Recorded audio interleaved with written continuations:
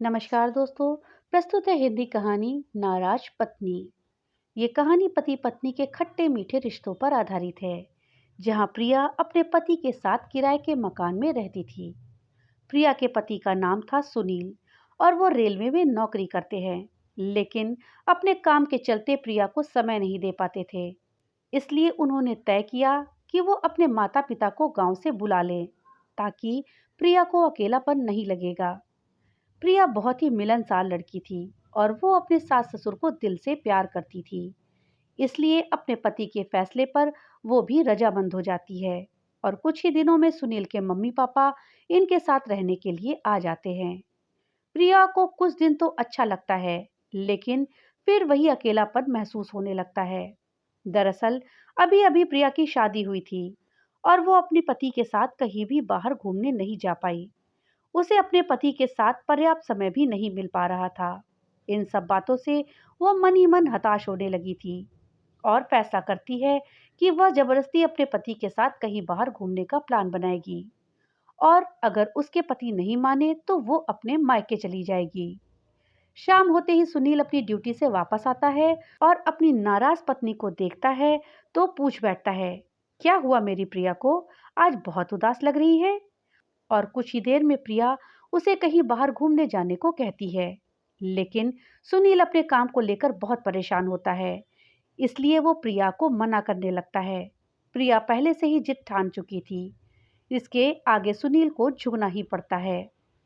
वो अपने रिश्तों को बिगाड़ना नहीं चाहता और अपनी पत्नी को कश्मीर की वादियों में घुमाने का प्लान बनाता है और प्रिया से कहता है कि मैं 1-2 दिन में छुट्टी के लिए अर्जी दे देता हूँ, फिर हम दोनों घूमने चलेंगे और कुछ दिनों तक मम्मी पापा भी घर में रहेंगे तो यहाँ की भी चिंता नहीं रहेगी। अगले दिन सुनील की छुट्टी मंजूर हो जाती है और वो खुशी से अपनी पत्नी को कॉल लगाता है और कहता है, मैंने सारी तैयारियां कर ली हैं, तुम तैयार हो जाना। आज शाम को ही हमें निकलना होगा। मुझे सिर्फ 2 दिनों की छुट्टी मिली है। प्रिया अपने पति की बात सुनते ही उत्साहित हो जाती है और अपने कपड़े और जरूरी सामान बैग में जमाने लगती है। ट्रेन का समय 7 बजे था, इसलिए दोनों समय से पहले ही स्टेशन पे पहुंच जाते हैं और दोनों का प्यार भरा सफर शुरू हो जाता है। शादी के कई महीनों बाद दोनों पहली बार जब बाहर जा रहे थे, दोनों अंदर से बहुत खुश थे। सुबह होते ही ट्रेन पहुंच जाती है और वो अपने होटल पहुंचते हैं, जहां सुनील ने कमरा बुक कर लिया था। दोनों तैयार होकर कश्मीर की पहाड़ियों में घूमने का प्लान बनाते हैं।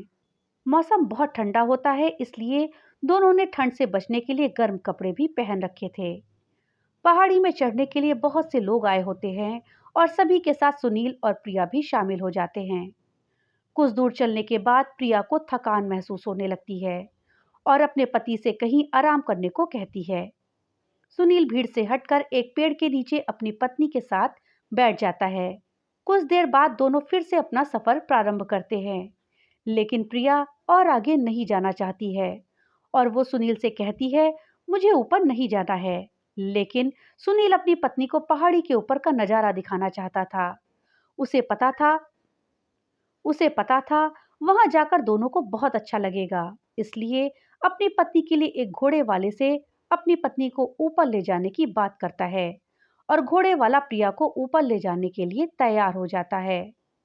प्रिया पहली बार घोड़े पर बैठती है। उसे डर लग रहा होता है, लेकिन सुनील के कहने पर वह घोड़े से ऊपर जाने को तैयार हो जाती है। कुछ ही देर में प्रिया के घोड़े की रफ्तार की वजह से वो काफी आगे निकल जाती है और सुनील धीरे धीरे पीछे चलता रहता है। कुछ घंटों के बाद सुनील पहाड़ी के ऊपर पहुंचता है, लेकिन वहां प्रिया नहीं दिखाई देती। तभी सुनील अपना मोबाइल निकालकर प्रिया को फोन करना चाहता है, लेकिन मोबाइल के नेटवर्क न होने की वजह से वो कॉल नहीं कर पा रहा था। काफी देर ढूंढने के बाद भी जब प्रिया का पता नहीं चलता है, सुनील वहीं पहाड़ी के ऊपर बने पूछताछ केंद्र में शिकायत दर्ज करवाता है। पूछताछ केंद्र के अधिकारी उस घोड़े वाले का पता करते हैं, जो कि प्रिया को लेकर ऊपर गया था। कुछ ही देर की मशक्कत के बाद घोड़े वाला तो मिल जाता है, लेकिन वो कहता है, मैंने तो मैडम को ऊपर की पहाड़ी में छोड़ दिया था, फिर मैं वापस नीचे आ गया और उसके बाद मैडम कहाँ गई मुझे नहीं पता। सुनील बहुत चिंतित हो जाता है और चारों तरफ प्रिया के नाम से आवाज लगाता है। कई घंटे गुजारने के बाद रात होती है और सुनील थक हार कर पहाड़ी से नीचे उतरने लगता है। सुनील के पैर ही नहीं चल रहे होते हैं। वो अपनी पत्नी को ढूंढने में असफल हो चुका था। पहाड़ी से नीचे आने के बाद वो यहाँ कुछ घंटे बैठकर इंतजार करता है। शायद यहीं से प्रिया की कोई खबर मिल जाए। लेकिन रात को 12 बज जाते हैं पर प्रिया का कोई पता नहीं चलता। सुनील का मोबाइल भी स्विच ऑफ हो चुका था। वो किसी को संपर्क नहीं कर पा रहा था। तभी वह अपने होटल वापस लौटने का फैसला करता है और ऑटो लेकर अपने होटल पहुंच जाता है। जैसे ही अपने रूम का दरवाजा खोलता है तो उसकी पत्नी प्रिया सामने बैठी होती है। वो रो रही होती है। प्रिया को देखते ही सुनील उसे गले लगा लेता है।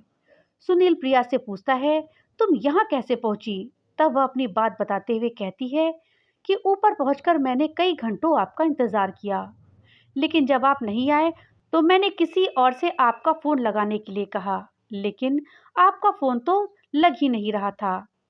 सुनील अपनी पत्नी को पाकर खुश हो चुका था और वो उतावलेपन से पूछता है, लेकिन तुम होटल तक कैसे पहुंची? तुम्हें यहाँ का एड्रेस पता था क्या? तभी प्रिया कहती है, हाँ, मेरे बैग में होटल का एक कार्ड पड़ा हुआ था जो रिसेप्शन पर आपने मुझे रखने को कहा था, और जब मैं अपने बैग से रुमाल निकाल रही थी तो यह कार्ड मेरे हाथ आ गया।